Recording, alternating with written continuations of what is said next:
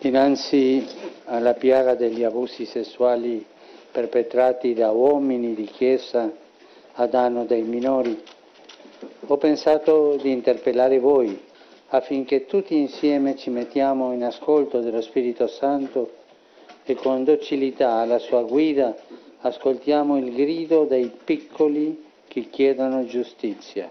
Con queste parole Papa Francesco ha inaugurato la prima giornata dell'incontro sulla protezione dei minori nella Chiesa. Il pontefice ha ricordato la grave responsabilità ecclesiale e pastorale dell'incontro, che obbliga a discutere assieme, in maniera sinodale, sincera e approfondita, su come affrontare questo male che affligge la Chiesa e l'umanità.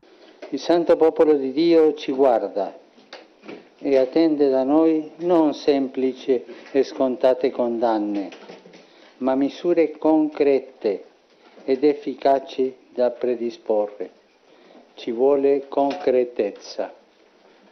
Per aiutare le riflessioni, il Papa ha condiviso come sussidio alcuni importanti criteri formulati dalle diverse commissioni e conferenze episcopali come punto di partenza, che non deve togliere la creatività che deve contraddistinguere l'incontro. Chiedo allo Spirito Santo di sostenerci in questi giorni e di aiutarci a trasformare questo male in un'opportunità di consapevolezza e di purificazione. I lavori dell'appuntamento sono iniziati con una preghiera durante la quale sono state condivise alcune testimonianze delle vittime, chi non ha potuto parlare o è stato messo a tacere. Non ascoltavano me e il mio pianto. E io mi chiedo perché?